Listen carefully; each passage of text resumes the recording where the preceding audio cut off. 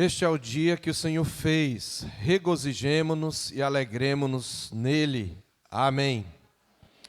Queridos, graça e paz, abramos a palavra de Deus em Êxodo capítulo 31.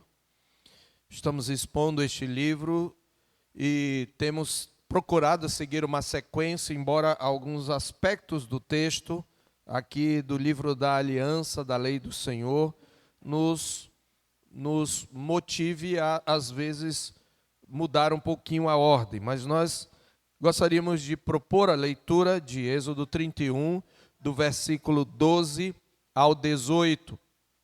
E nós queremos, nesta manhã, falar sobre o dia do Senhor como um sinal de aliança. Um sinal de aliança entre Deus e o seu povo. O dia do Senhor como sinal de aliança. Esse título, na verdade, é o primeiro grande ponto da nossa mensagem. Nós vamos trazer aqui algumas observações e eu quero de antemão adiantar que o que nós faremos hoje é praticamente uma revisão. Nós vamos entender o porquê, mas é praticamente uma revisão do que já vimos sobre o quarto mandamento, pois ele aqui é repetido.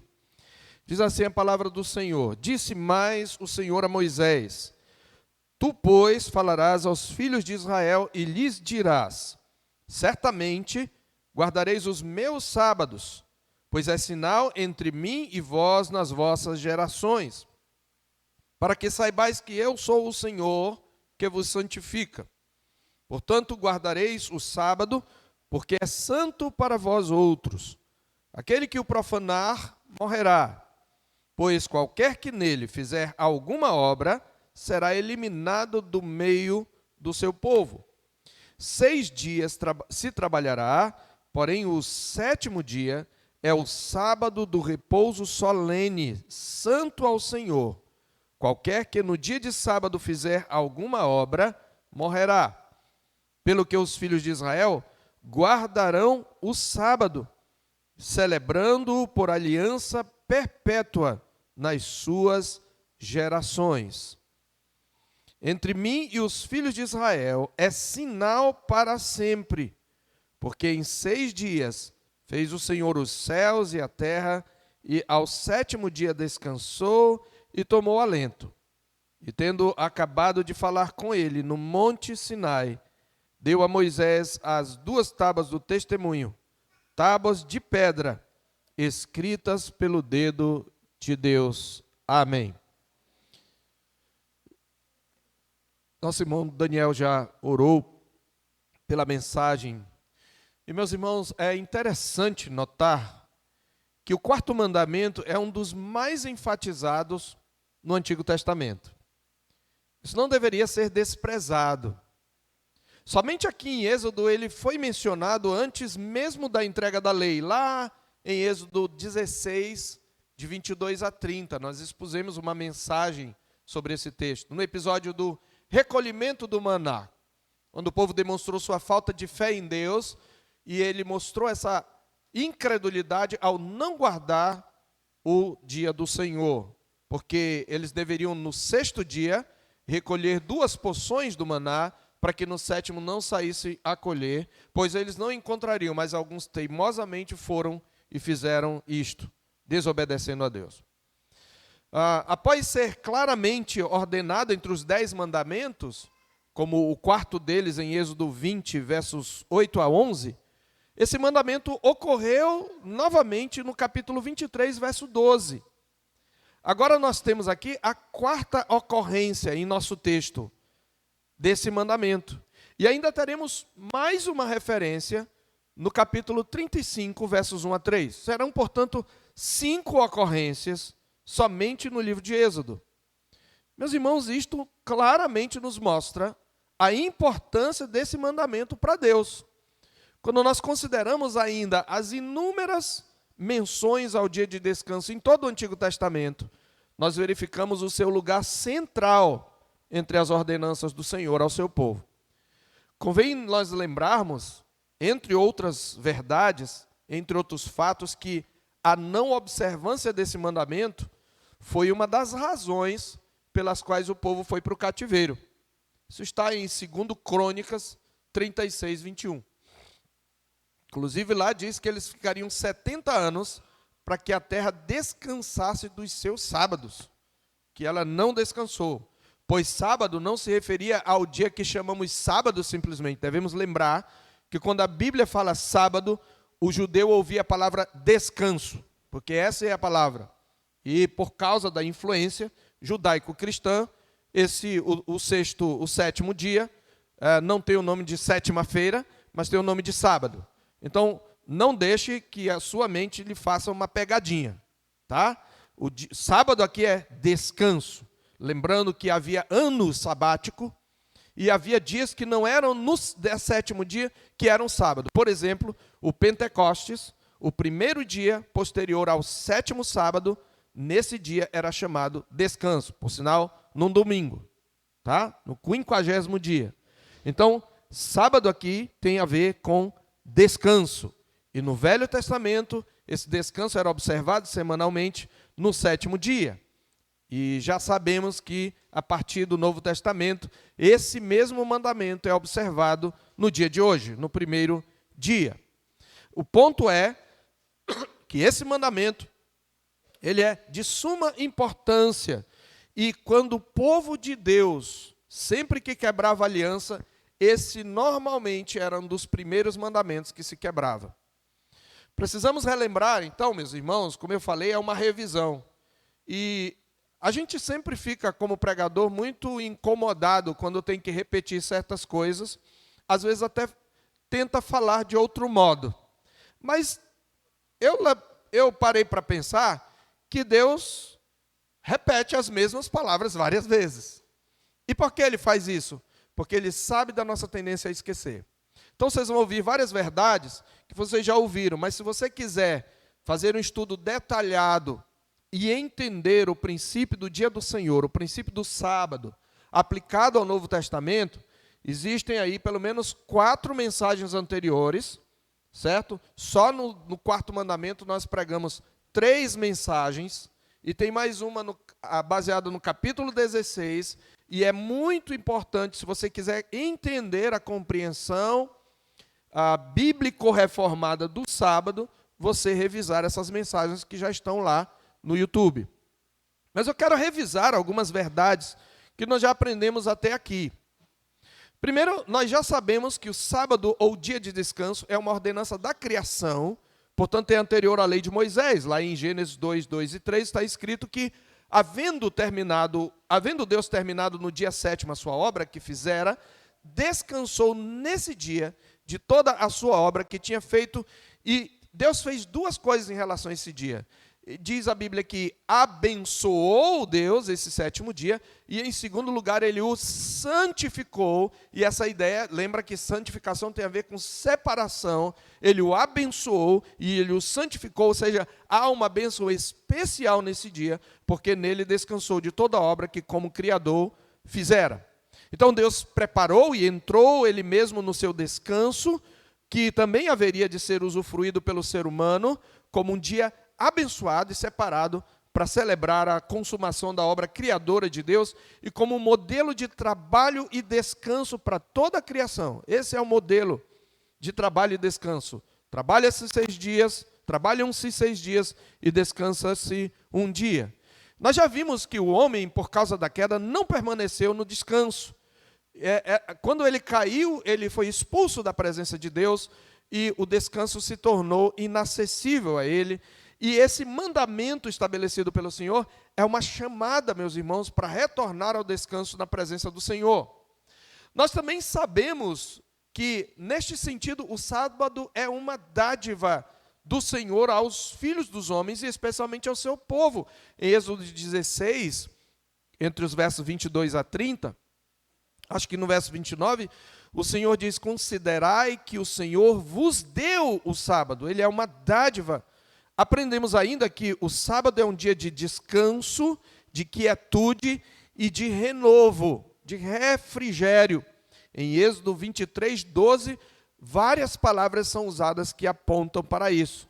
E mais importante do que tudo, nós já aprendemos que, longe de ser um dia ocioso, simplesmente para você ficar sem fazer nada, ou movimentando o seu dedo nas redes sociais. O sábado é um dia de descanso solene e de culto. Portanto, ele é um dia consagrado ao Senhor. É por isso que ele é chamado de dia do Senhor. Quando o Senhor, em Êxodo 20, verso 10, fala 6 dias trabalharás, ele diz, o 7º dia, porém, é o sábado do Senhor teu Deus. Você deve ler como um hebreu. O 7º dia, porém, é o descanso do Senhor teu Deus. É isso que significa. Este dia é o descanso do Senhor teu Deus. Então, o sábado é um dia para descanso. Segundo, para memória, para nos lembrarmos dos feitos do Senhor. E terceiro, para adoração. Descanso, memória, adoração. Ou falando em termos de ações, o sábado é um dia para descansar, lembrar e adorar. Em nossas reflexões ainda sobre o sábado, nós destacamos 2 extremos que nós devemos evitar. O primeiro extremo é guardar o sábado nos moldes da velha aliança. Nós devemos evitar isso. Por quê? Porque há passagens no Novo Testamento que nos mostram a revogação do 7º dia como padrão de regulamentação do descanso. Em Gálatas 4, versos 10 e 11, Paulo repreende os Gálatas dizendo, vocês guardam dias, meses, tempos e anos. Receio que o meu trabalho por vocês tenha sido em vão. E em Colossenses 2,16 ele diz, portanto, que ninguém julgue vocês por causa de comida, ou de bebida, ou de dia de festa, ou lua nova, ou sábados. Porque tudo isso tem sido sombra das coisas que haviam de vir, porém o corpo é de Cristo. Há um aspecto no qual o sábado é uma sombra daquilo que Cristo veio realizar. Mas um outro extremo que devemos evitar é não guardar dia nenhum, alegando que todo dia é do dia do Senhor. Esse erro já começa por uma falta de entendimento da própria compreensão do israelita. Você acha que nenhum hebreu entendia, algum hebreu entendia que tinha algum dia que não fosse do Senhor? Com certeza os israelitas sabiam que todo dia era dia do Senhor. Mas quando ele se referia a esse dia, ele estava falando que é um dia para ser dedicado ao Senhor de maneira especial. Então, dizer que todo dia é dia do Senhor, como há um segmento da ala evangélica, é de fato você menosprezar o 4º mandamento. Por quê? Porque ele está inserido nos 10 mandamentos. Então ele faz parte da lei moral. É uma incoerência nós acharmos que essa única é uma lei cerimonial. Não, ele é uma lei moral. Isto deve nos levar a concluir que os textos que nós citamos do Novo Testamento, eles não estão proclamando o fim do mandamento, mas o fim do padrão de cumprimento desse mandamento. Eu destaquei em outra mensagem que a resposta para essa questão, ela não vai se encontrar em um único versículo bíblico explícito, mas ela deve ser claramente deduzida do conjunto da revelação. E eu quero começar destacando, agora entrando no texto, destacando exatamente as ênfases desse texto. Há 2 ênfases que o Senhor acrescenta aqui quando ele repete o mandamento. E a primeira delas é aquela, que é o primeiro ponto e é o título do nosso sermão. O Senhor enfatiza nesse texto, ele relembra que o seu povo precisa guardar o sábado, e ele enfatiza primeiro que o dia do Senhor é um sinal de aliança entre Deus e o seu povo. Ele fala isso 2 vezes, verso 13. Tu, pois, falarás aos filhos de Israel e lhes dirás, certamente guardareis os meus sábados, pois é sinal entre mim e vós nas vossas gerações, para que saibais que eu sou o Senhor que vos santifica. E de novo no verso 17, entre mim e os filhos de Israel é sinal para sempre, porque em 6 dias fez o Senhor os céus e a terra, e ao 7º dia descansou e tomou alento. Veja, o 7º dia é um sinal de aliança. A aliança é o pacto inquebrável, inviolável que Deus fez com o seu povo, o pacto de graça, para salvá-lo dos seus pecados, para libertá-lo da escravidão, para fazê-lo o seu povo e ser o seu Deus, e para viver, habitar no meio deles para sempre. E nós ainda não temos essa habitação do Senhor em nosso meio, em sua plenitude, nem de maneira perfeita, e nem na ausência do pecado. Então, o Senhor nos chamou para sermos um povo para a sua glória, para termos comunhão com Ele, uma comunhão na qual nós experimentaríamos descanso na sua presença. Então, o sábado é um sinal desse propósito de Deus. É um sinal daquilo que vai ser consumado na nova criação. Deus está dizendo, olha, para que vocês saibam quem eu sou, vocês precisam guardar o dia do Senhor.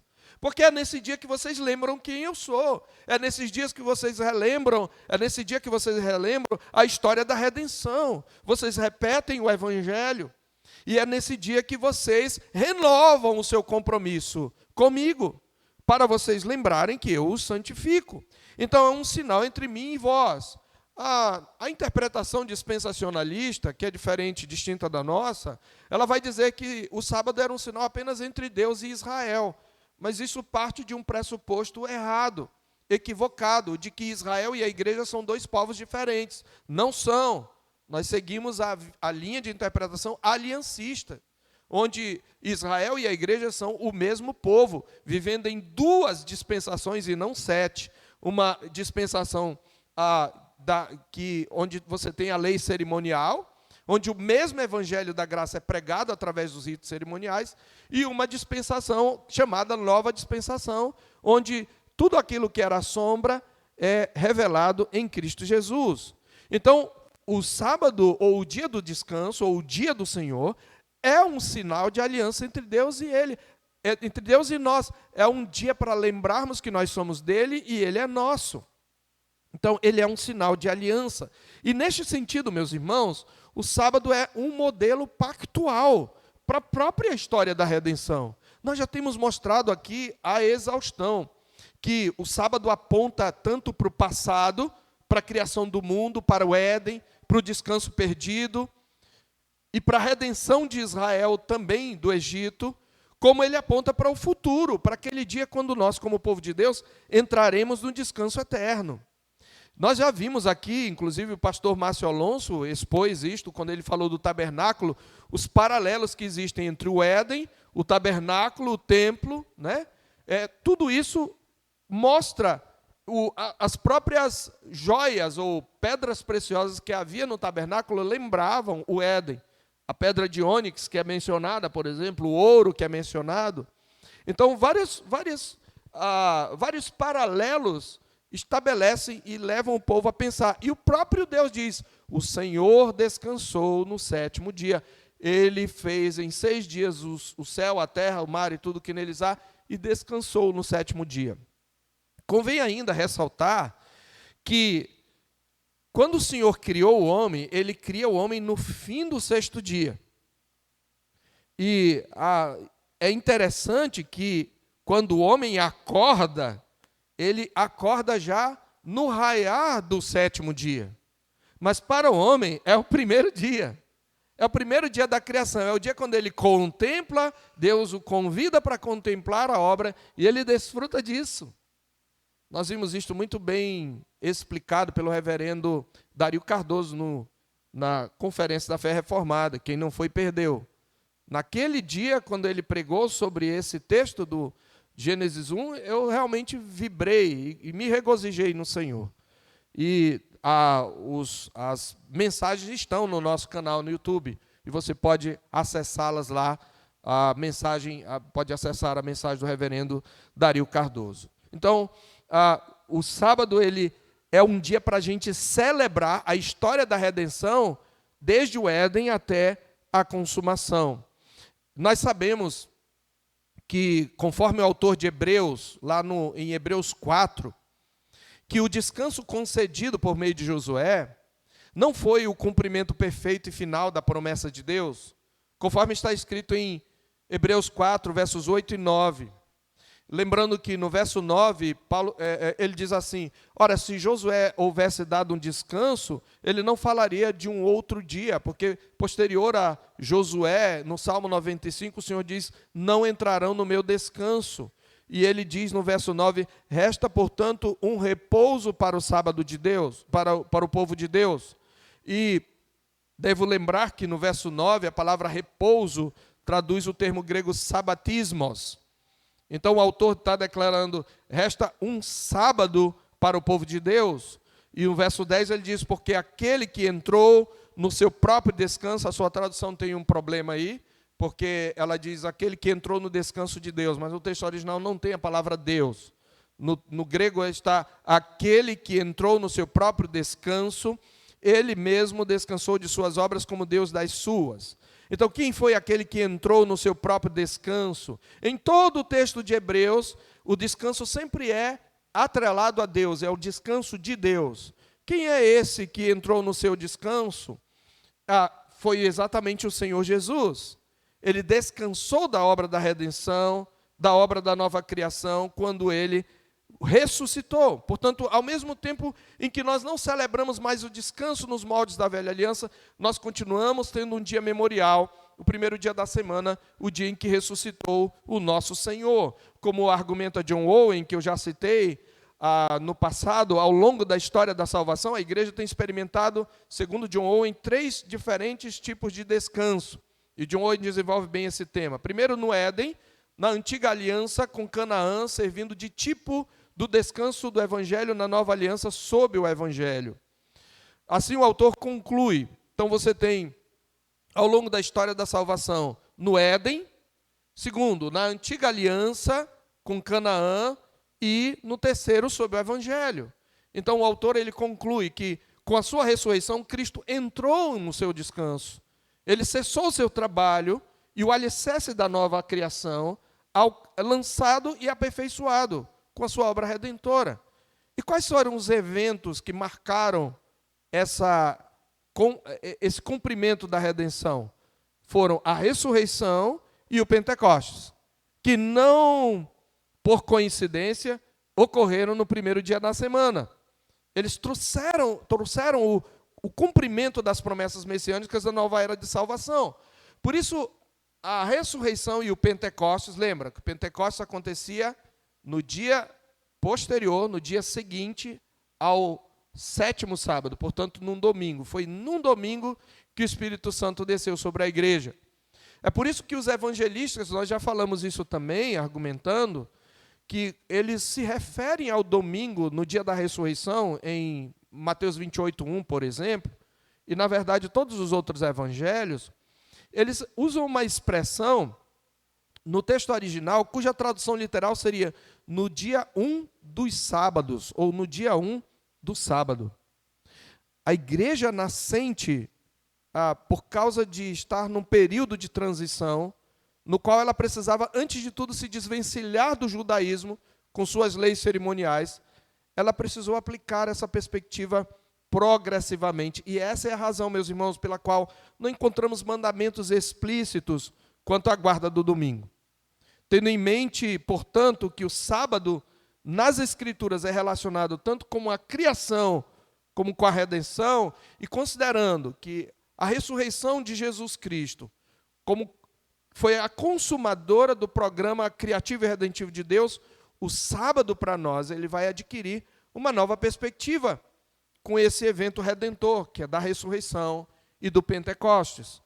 O crente, como disse o Palmer Robertson, não trabalha agora, primeiros 6 dias, olhando com esperança em direção ao descanso. Isso era uma coisa do Velho Testamento. Ao contrário, porque Cristo ressuscitou, o crente começa a semana regozijando-se no descanso já cumprido no evento cósmico da ressurreição de Cristo. E então ele entra alegremente nos 6 dias de trabalho. É nessa perspectiva que a nossa confissão de fé, e eu preciso relembrar aos irmãos, no capítulo 21, verso 7, resume o sentido do 4º mandamento para nós. Assim está escrito lá: como é de lei da natureza que, em geral, uma devida proporção do tempo seja destinada ao culto de Deus, assim também em sua palavra, por um preceito positivo, moral e perpétuo, preceito que obriga a todos os homens, em todos os séculos, Deus designou particularmente um dia, em 7, para ser um sábado, descanso santificado por Ele. Desde o princípio do mundo até a ressurreição de Cristo, esse dia foi o último da semana. E desde a ressurreição de Cristo, foi mudado para o primeiro dia da semana, dia que na Escritura é chamado domingo, ou dia do Senhor, que há de continuar até o fim do mundo como sábado cristão. João chama esse dia, em João 1, de dia do Senhor. Foi no dia do Senhor que ele recebeu a revelação que nós temos no Apocalipse. E essa palavra só pode significar o dia da ressurreição do Senhor. Então, esse primeiro ponto é muito importante. Porque nós devemos guardar, e ele fala 3 vezes que nós devemos guardar, irmãos, preservar esse dia. Nós não devemos nos esquecer desse dia, porque esse é um sinal de aliança. É nesse dia que nós lembramos a quem pertencemos. É nesse dia que nós lembramos quem nós éramos e quem nós somos e quem nós seremos em Cristo. É um sinal de aliança. É um sinal pactual entre nós e Deus. É um sinal de que amamos a Deus. E é uma lembrança de que Ele nos ama. Mas uma segunda ênfase do texto que o Senhor mostra é que o dia do Senhor é também um meio de graça para a santificação do seu povo. O dia do Senhor é um meio de graça para a santificação do seu povo. No verso 12b, no verso 14a e no verso 15, ele vai enfatizar a santificação. Aqui uma dica de interpretação.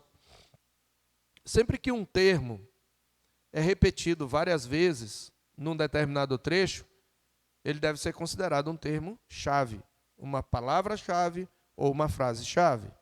Portanto, é uma ênfase que o autor está dando. Observe, o verbo guardar é repetido, e a palavra sinal é repetida 2 vezes, e o verbo e a palavra santificar, ou o verbo em forma substantiva. Veja, vocês vão guardar para quê? No final do verso 13, para que saibais que eu sou o Senhor que vos santifica. Santificação é uma obra divina e é uma tarefa humana. Nós aprendemos isso na quarta-feira. Quem veio está entendendo o que eu estou dizendo. Deus está dizendo que Ele é o Senhor que nos santifica. E o que temos que fazer para nos lembrar disso? Nós precisamos guardar o dia do Senhor. Porque nesse dia nós exatamente lemos e estudamos a Escritura. Nesse dia nós cantamos louvores que apontam para a santidade de Deus. E nós lembramos que Deus nos santifica. Mas no verso 14a, ele vai dizer: portanto, guardareis o sábado, porque é santo para vós outros. Ele é separado para vocês. Ele é santo para vocês. E ainda no verso 15, ele diz que o 7º dia é o sábado do repouso solene, santo ao Senhor. Isso está dentro daquele contexto em que Deus vai dizer: sede santos, porque eu sou santo. O sábado, ou o dia de descanso, ou o dia do Senhor, que é hoje para nós, ele é um dia para nos santificarmos de modo especial ao Senhor, nos consagrarmos. Lembra do aspecto funcional da santificação?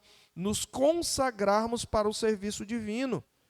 Então, o que isto implica, irmãos, é que quando não guardamos o dia do Senhor, nós estamos negligenciando a santificação. Não é sem razão que os crentes que são negligentes têm uma vida espiritual deficiente.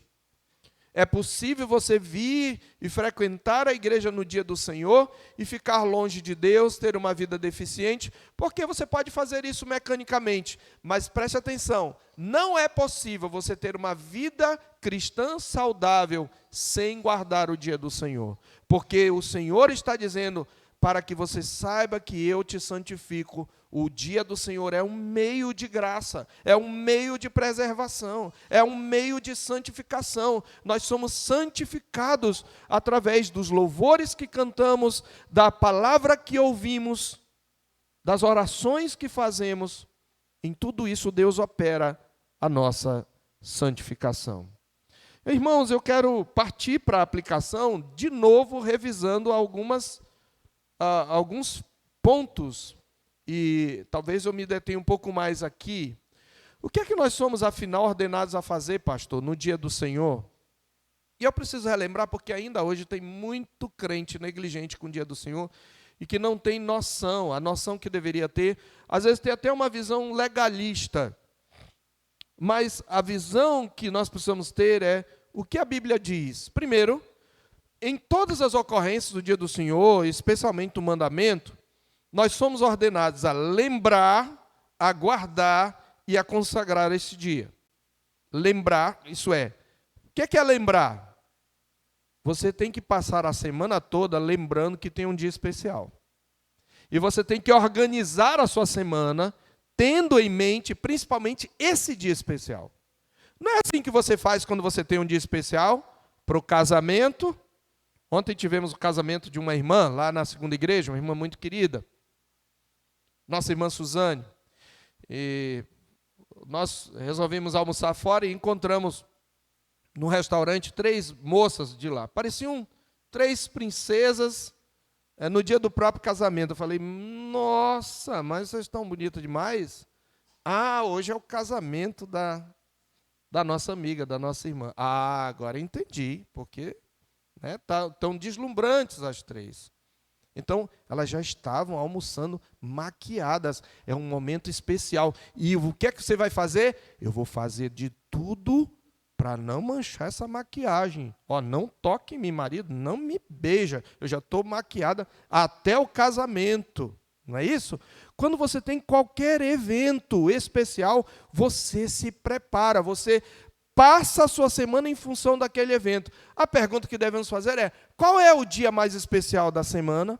Qual é o evento mais especial da semana? Em qualquer circunstância, é o dia do Senhor, irmãos.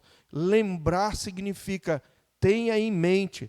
Quando é que às vezes a gente lembra? Muitas vezes a gente nem lembra, né? Vai dormir tarde, aí acorda com sono, fica dormindo na igreja, mal consegue se manter em pé, porque ficou até tarde olhando redes sociais, jogando videogame, assistindo filme e qualquer outra coisa. E não programa, você programa o tempo. Não sobrou mais tempo para eu fazer algumas coisas que eu preciso fazer. Hoje eu não vou para a igreja porque eu vou fazer outras coisas. Lembrar, meus irmãos, envolve se programar para isso. Guardar significa você não quebrar esse dia, você preservar esse dia e consagrar, dedicá-lo para o Senhor. Então, todas as expressões utilizadas, elas nos comunicam que o dia do Senhor, ele não é para ser desfrutado do mesmo modo que os outros. Lembrar envolve a ideia de pensar de antemão, né? Guardar envolve o especial cuidado que nós devemos ter com esse dia, destacando o seu caráter extraordinário, tê-lo em mente, observá-lo, tomar precauções, cumpri-lo. E isto nos leva a uma questão bem prática. E eu quero trazer para você. Organize a sua semana, organize sua agenda semanal, tendo o dia do Senhor como o clímax das suas atividades, como um dia especial de consagração ao Senhor. O mundo faz isso, irmãos. O mundo diz, sextou. Chegou o dia para o qual eu trabalhei, eu ganhei, agora eu vou beber todas. Eu vou dançar até suar, até cansar, eu vou fazer mais outras coisas que não são nem publicáveis aqui. Eu passei a semana toda trabalhando, agora eu vou desfrutar. Essa sensação, essa atitude, nós deveríamos ter para com o dia do Senhor. Em segundo lugar, no dia do Senhor, o dia do Senhor é para nós descansarmos das nossas obras.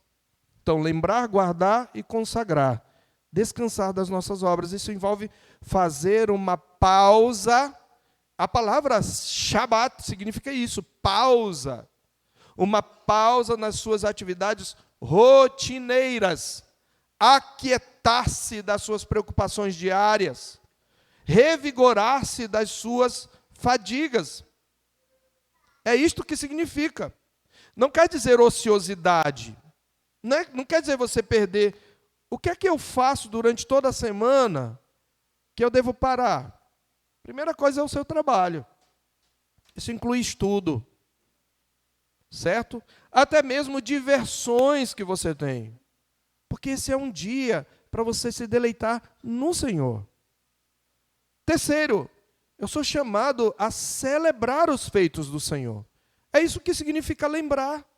O Senhor diz lá em Êxodo 12, 14, este dia lhe será memorial. Ele está falando da Páscoa, mas é a mesma palavra, é só porque é a mesma raiz da palavra lembra-te do sábado. O dia do Senhor é um dia de comunhão com o seu povo em adoração coletiva.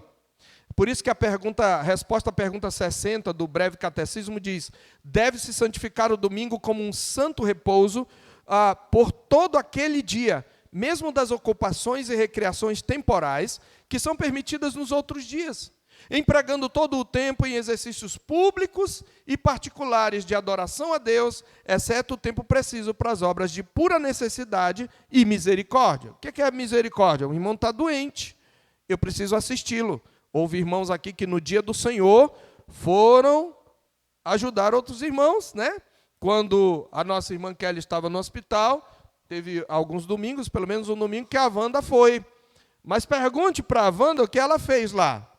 Ela mandou, eu estava lá em Manaus, pastor, manda a liturgia aí, que nós vamos ler toda a liturgia aqui no hospital. E leram a liturgia toda no hospital. Até cantaram. Não foi não? Está aí, Kelly? Foi isso mesmo. Né? A Kelly estava lá, eu vim aqui, hoje é o dia do Senhor, mas ela estava exercendo misericórdia, mas entendeu o princípio, certo, meus irmãos? Então, a ênfase é a celebração da nossa liberdade. Não é um dia para você considerar uma prisão, um dever, mas é, acima de tudo, um deleite. O próprio texto de Isaías diz que eu devo chamar o dia do Senhor de dia deleitável. Então, o que eu devo fazer nesse dia? Isso significa também que eu devo renunciar às atividades que envolvem meus próprios interesses. É fundamental, meus irmãos, o dia do Senhor é um dia para você exercitar a confiança no Senhor, entregar ao Senhor as suas preocupações. Você deve fazer isso todo dia, mas o dia do Senhor é o dia, o Senhor ele repreende várias vezes o seu povo e em várias passagens ele mostra o tipo de trabalho proibido. Você tem na Bíblia. Por exemplo, em Êxodo 16, 29, o Senhor recomendou ao povo que não saísse para recolher o maná. Para isso, eles recolheriam uma porção dobrada no sexto dia. Em Êxodo 24 e 31, o Senhor lhes diz que devem descansar das atividades agrícolas, tanto de arar como de colher. Em Êxodo 35, 3, o Senhor os proíbe de acenderem fogo em suas casas.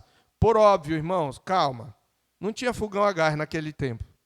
Então, acender o fogo naquela época envolvia muito maior trabalho que hoje. A gente precisa considerar o contexto. Quando nós o fazemos com um simples riscar de fósforo, ou um giro de botão elétrico, ou um acionamento no micro-ondas. Mas o problema é que ali ia lá, cortava a lenha, pegava a lenha, armava tudo. É por isso que o fogo não podia ser aberto. Tem alguns aí, né, algumas seitas legalistas com relação ao sábado, que além de fazer no Velho Testamento, né, como acontece nos adventistas, você tem, não pode, tem uns que são mais rígidos, não pode acender o fogo do fogão. Não é isso. O fogo naquela época tinha muito mais trabalho. Em Neemias capítulo 13, eu estou mostrando para vocês aqui coisas específicas que devemos deixar. Em Neemias 13, de 15 a 18, Neemias repreende e ameaça aqueles que praticavam o comércio no dia de sábado. Ele diz assim: naquele dia vi que em Judá havia homens que no sábado pisavam uvas nos lagares e traziam trigo que carregavam sobre jumentos. Também no dia de sábado traziam para Jerusalém vinho, uvas e figos e todo tipo de cargas. Protestei contra eles por venderem alimentos nesse dia. Também moravam em Jerusalém homens de Tiro que traziam peixes. Era uma feira, né? E nessa feira que tem na Taíde teve, né? E tem muito crente que, não, eu vou sair mais cedo, eu vou comprar lá na feira. E alguns que até faltam escola dominical para ir comprar na feira. Ele diz, olha, traziam peixes e todo tipo de mercadoria que no sábado vendiam aos filhos de Judá e em Jerusalém. Repreendiam os nobres. Que coisa errada que vocês estão fazendo. E aí ele tem toda uma repreensão, mas é só para mostrar a atividade. E alguns deles teimaram, eles ficavam lá no sábado do lado de fora, negociantes, vendedores, todo tipo de mercadoria. Então, Neemias os repreendeu, até os ameaçou, aí eles não voltaram mais. Então, o Senhor está repreendendo o povo por realizar trabalho de transporte no carreto, no dia do Senhor, conforme esses exemplos. Então, preste atenção.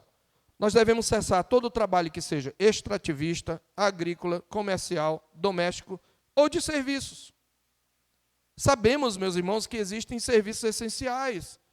Sabemos disso, tanto domésticos como públicos. Como, por exemplo, os relacionados à saúde, à segurança, até mesmo o serviço de transporte. Mas cuidado aí quem trabalha com a segurança ou com a saúde. Não é o seu dia de plantão, mas eu preciso fazer um dinheirinho, então aí eu vou fazer um plantão extra. Aí você já está quebrando o quarto mandamento, você está pecando. Está fora do seu dever. Ah, pastor, mas eu preciso. Ou seja, a promessa de Deus não me é suficiente. Então, cuidado. Então, existem questões. Nós não vamos chegar a ser legalistas e como os judeus que diziam que tinha a jornada de um sábado, né? Quanto é a jornada? Não, nós não vamos entrar nesses detalhes. Mas, irmãos, se a gente fizesse pelo menos o que é claro, a gente estaria bem melhor em relação ao dia do Senhor. Em Isaías 58, 13, 14, nós temos um princípio importante que nos ajuda a entender a prática do dia do Senhor. Diz assim: se vigiarem os seus pés para não profanarem o sábado, se deixarem de cuidar dos seus próprios interesses no meu santo dia, se chamarem ao sábado meu prazer e santo dia do Senhor, digno de honra, se guardarem o sábado, não seguindo os seus próprios caminhos, não pretendendo fazer a sua própria vontade, nem falando palavras vãs, até a sua conversa, vocês terão no Senhor, veja, vocês terão no Senhor a sua fonte de alegria, porque muito crente não se alegra no Senhor, porque não guarda os preceitos do Senhor. O Senhor está dizendo: eu quero que vocês experimentem a minha alegria, que ela esteja em vocês. Se você fizer essas coisas, o Senhor vai ser a sua fonte de alegria. Aí você vai experimentar uma alegria que o mundo, que o trabalho, que a diversão, que o lazer, que as amizades, que nada disso pode se comparar. É isso que o Senhor está dizendo. Portanto, meus irmãos, o dia do Senhor é um dia para deixarmos de lado nossos próprios interesses. Isso nos leva a um próximo ponto. O dia do Senhor não é para descansarmos apenas o corpo, mas a mente das preocupações. Tem crente que vem para o culto já pensando o que vai fazer amanhã. Ele está se aprontando para o culto e está pensando: semana que vem eu tenho que pagar tal conta. Amanhã eu preciso sair para resolver esse problema. Quando, na verdade, se ele está se aprontando, ele deveria mentalizar o que ele vai fazer naquela hora do dia do Senhor. Ele deveria pegar os textos bíblicos e lê-los e orar e interceder pelo pregador. Em Amós 8, de 5 a 7, o Senhor denuncia os comerciantes pela sua avareza e desonestidade que quebravam o quarto mandamento. E ele fala algo interessante, ele diz assim, Amós 8, de 5 a 7, ouçam isto, vocês que pisam os necessitados e destroem os miseráveis da terra, dizendo: quando passará a festa da lua nova para vendermos os cereais? E o sábado para abrirmos os celeiros de trigo, diminuindo a quantidade, aumentando o peso e enganando com balanças desonestas, para comprarmos os pobres por dinheiro e os necessitados por um par de sandálias, e vendermos o refúgio do trigo? Mesmo que os seus planos não incluam maquinar a extorsão, como é o caso do nosso texto, você ainda pode ser culpado de passar o dia do Senhor atolado em preocupações pelo dia de amanhã. Olhando o celular para ver as últimas notícias, para ver como é que está o clima político. Tem gente que no dia da eleição não pensa em outra coisa. Infelizmente, irmãos, eu já vi crente no dia da eleição chorando porque o seu candidato não ganhou. Depois do culto. Isso é idolatria, igreja. É idolatria.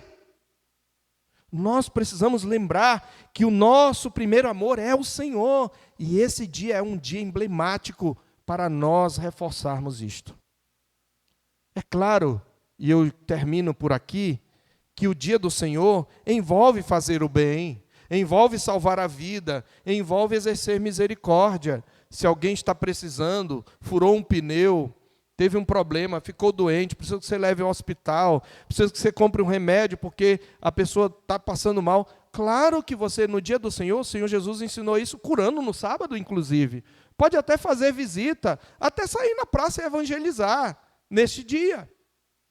tomando providências para que não tire de você o vigor na adoração no dia do Senhor, não há problema. É um dia para exercer misericórdia. Mas, irmãos, eu creio que começa com nós perguntando, e eu termino com essa pergunta: quão especial para você esse dia? E de que maneira você se prepara? Nas férias, você lembra que esse dia continua sendo um dia especial? Aproveita suas férias para visitar uma igreja na cidade onde você está, e no dia do Senhor cultuar com sua família, talvez no apartamento do hotel, se você estiver no hotel, e ir e conhecer uma igreja, e adorar o Senhor. Nós precisamos lembrar, queridos, que esse dia é um sinal, é o sinal do pacto inquebrável que temos entre nós e Deus. E que Ele é o meio pelo qual Deus nos santifica, um dos meios de graça. Que o Senhor Deus renove em nós, meus queridos, o zelo pelo dia do Senhor. Vamos orar? Ó Deus, aplica a Tua palavra ao nosso coração. Sabemos que o Senhor não repete as coisas à toa. O Senhor repete porque sabe que podemos esquecer muito facilmente. E como esquecemos, Pai? Como nós negligenciamos esse dia especial? Ajuda-nos a compreender, ó Deus, a importância desse dia. E que a graça do nosso Senhor e Salvador Jesus Cristo, o amor sacrificial de Deus, o nosso Pai, e a comunhão consoladora do Espírito seja conosco e com todo o povo de Deus, agora e para sempre. Amém.